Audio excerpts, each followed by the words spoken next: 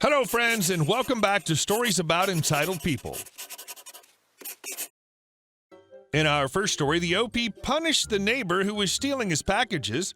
But before we begin, don't forget to subscribe to our channel if you're new here and turn on notifications so you don't miss a new video every single day. Here we go. Neighbor trying to get something for free. So last week I ordered something online and was having it delivered. I was very excited, and yesterday morning the shipping company updated their website to indicate that the item was on the truck for delivery. Approximate time for delivery was 7 p.m. I keep my eyes peeled for my item. About 7:30, I noticed my neighbor was getting something delivered using the same company. So I went outside and approached the delivery guy and asked him if he had my package. He asked my name and tracking number. When I told him my name, he said, "Oh crap, I just delivered your package to the wrong house." But no problem, I'll go get it back. So we go up to the door and knock in the neighbor's answer, and when the driver tells him about the error, instead of saying, "Oh, sorry, I'll go get your package," he says, "Well, it was delivered to my house, so it's mine now," and he slams the door. We stand there looking at each other in stunned silence for a few seconds, and now the driver starts pounding on the door. The guy comes out and tells us to get off his property or he's going to call the police. The driver responds with, "I don't think you're stupid enough to call the police." The guy takes out his phone and dials 911, tells the operator there are trespassers on his property and they won't leave. He closes the door again in our faces.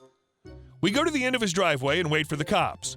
When they show up, the driver explains what's going on and the cop says, "I wish this was a rare occurrence, but this happens more than you think." So the cop knocks on the door and asks very politely for the package, and the guy responds that it belongs to him and that's the end of it. The cop explains that no, it doesn't, and to give it back now or he'll be arrested for theft. The guy laughs at the cop tells him to turn around and places him in handcuffs. At this point, the guy's wife comes out with the package, which thank God they hadn't opened. The cop inspects the package and all is well. The cop places the guy in back of the squad car and tells him that it's great he returned the package, but he's still arresting him for theft and that he'll have to spend the weekend in jail and he can take it up with the judge on Monday. At this point, the guy's freaking out, his wife's freaking out, and the cop looks at me and winks. After pretending to fill out paperwork in the front seat for a few minutes, he releases the guy and informs him that, in fact, what he did was theft, as he accepted a package and signed for it when it wasn't in his name, and then refused to give it back. I take my package and go home. About a half hour later, there's a knock on the door. It's the neighbor, and as he's trying to apologize, I just look at him and tell him, "Get off my property." He tries to explain that, and I wish I was kidding. "You would have gotten your money back by putting in a claim against the delivery company." My response was simply, "When?" Props to that cop for teaching him a lesson. I can't believe the level of stupidity in people to call the cops when they're clearly in the wrong. How oblivious can you be? And our next story. Treat your veterans poorly, expect some bad publicity. When I was overseas in Iraq on my first deployment, I decided to take advantage of our limited tuition assistance. It's free while active duty and doesn't affect our GI Bill benefits, and take a few general ed classes to get a jump start on my degree. I chose a computer class, I work in IT, simple stuff, and a health class. No big deal. I chose the community college in my hometown, which we'll call MCC because, well, it's my hometown and it made sense. Before starting the class, I confirmed that the school would accept military tuition assistance. Disregard the fact that I got C's in both classes because the instructors didn't allow me to make up the test that I missed while in transit back to the U.S., even though they said they would let me. That should have been my first clue. Several years after these few classes, I was getting out of the military when I received a bill in the mail from MCC for the two classes. I called the education office on base to ask them what had happened, and they informed me they don't know. They sent a letter to MCC to tell them where to send the bill for the classes. I asked if they'd send another letter, so they said sure, and they did. A few months later, I got a call from MCC saying they still hadn't gotten paid, and I'd been turned over to collections. I asked if they'd ever got a letter informing them where to send the bill, to which they replied they didn't. At this time, I still lived in Southern California, near Camp Pendleton, so I went on base to the education office and asked them for a copy of the letter informing the school where to send the bill. My hometown was 400 miles away, just close enough for a short vacation, So I drove home, walked into the school with a letter, and handed it to them. At this point, the woman in the tuition office informed me with a very unpleasant tone that pretty much reeked of, "I don't want to deal with you." MCC tuition lady: "We don't accept military tuition assistants." Me: "But I called before I ever even enrolled and asked you if you did, and somebody in your office here said you did." MCC: "No, that's wrong. We accept a GI Bill, not active duty tuition assistance." Me: "How could someone have gotten those two mixed up? This is a veteran tuition office. You're supposed to know the difference." MCC: "Well, somebody was wrong, but your balance is still $255 for your classes and all the fees." Me: "Why don't you guys accept active duty tuition then?" MCC: "Well, a few years ago we did, but we never got paid, so we stopped accepting it. They never paid." Me: "How long ago? Are we talking semesters or decades?" MCC: "Well, before I worked here. I've been here for 5 years, so it's been a while that we've had this policy in place." Me: "Can't you guys try billing them this once and see if they pay you? Doesn't it make sense to at least try rather than leaving your students to get screwed and stuck with a bill? I mean, if they don't pay now, fine, I'll handle it, but why not just try to send them the bill? I've already spoken with the tuition office on Pendleton and in Pensacola, Florida, where the main office is located, and they say they'll pay you. They just need to be sent a bill. I'll even pay for the stamp if you'll just mail them a freaking bill." MCC: "Well, if they want us to accept their tuition assistance, they need to approach us to work out a deal on payments." Me: "Lady, they're the United States military. They've got hundreds of thousands of veterans around the country whom they're paying for and taking care of.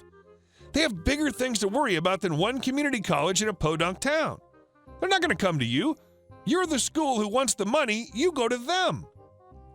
At this point, I left fuming because now I have a collection agency calling me all over 2 C's that I didn't even want. I was already going to school somewhere else and had started over. WTF was this mess all about? After some thinking, I decided to write a letter, email, whatever, to my congressman explaining everything that's happening and how I'm stuck with the bill. I mean, the point isn't the money. I could pay it. But what about all the other vets from my area who want to go to school there? What about the people after me who got stuck in the same situation? After writing a letter to my congressman, I decided to get the people involved. I contacted all the local news agencies to see who would do a human interest bit, publicly shame these jackwagons. I found a friend of a friend who has a weekly column in the local paper. I gave him the full details along with a picture of my dress blues per his request. He said he'd help me out. Yeah, you can see where this is going now. A few days later, I get a call from a representative at our congressman's office. I didn't know that stuff actually worked. I explained to him in detail all the trips I had to make back and forth between the school and the education office on Camp Pendleton, delivering papers by hand because the school didn't want to cooperate. He said he'd make some calls and try to get this resolved. A few days later, the article ran in the paper. It wasn't front page stuff, of course. Our town has enough crime that human interest stuff falls inside. It wasn't front page stuff, of course. Our town has enough crime that human interest stuff falls aside. But right there was a picture of me in uniform and a few paragraphs about how the school is screwing me over. A few hours later, the woman from the tuition office calls me back with a very different tone of voice. MCC lady: "Hi, OP. I really want to help you out. Let's see what we can do to get this resolved."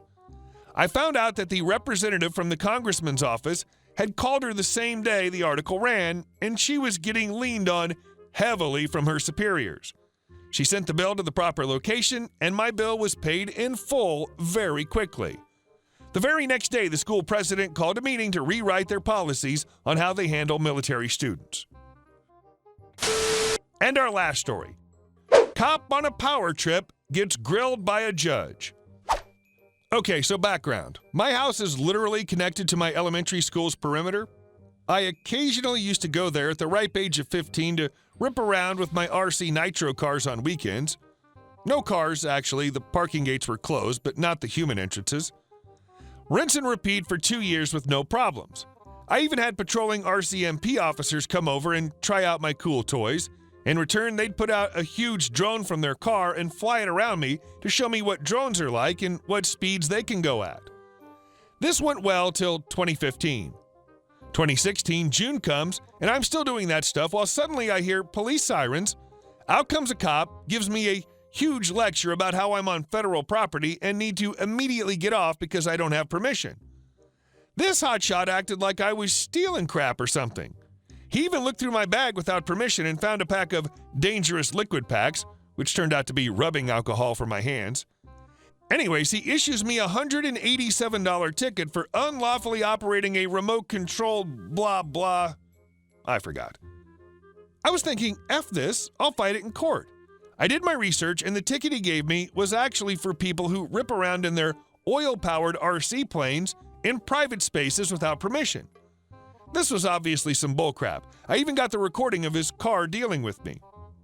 A few months later, I go to the court to contest it. That's the set date. A-hole cop is there, and he tells me that before I go to court, he can make my fine half if I plead guilty. I say no, and I'm pretty sure he said effing B under his breath. We go inside the courtroom. A-hole is all loud and proud when giving a statement. He straight up lies, saying I was being belligerent and almost ran away in fear. Well, cameras don't lie, butthole. Well, cameras don't lie, a-hole. When it was my turn to give my statement, I played back his cruiser dash cam, which clearly showed him being a D, pointing his hands away as if he's going to fight a 17-year-old puny 5'8" guy. The judge effing grilled him. She constantly said this was an abuse of power, a waste of resources, and recommended that the officer read up on what public and federal restricted property was. The whole ordeal was embarrassing for him, and I kind of felt bad because people were giving him dagger eyes the whole time. Anyways, tickets thrown out, and I head out of the room. I see the cop in the parking lot, and right as I pass, he says exactly, effing brown mother effer, get effed. I was effing shocked by this, so I went home and filed a complaint at his depot. No response for 7 days. Then 15. I called them back about it. Yes, he's not working at this branch anymore. We can still assist you with anything pertaining to this report, sir. No, it's all right, thanks. That was it. A-hole either got fired or moved away. Most cops are probably pretty good people, but holy crap do the bad ones spoil it for the rest.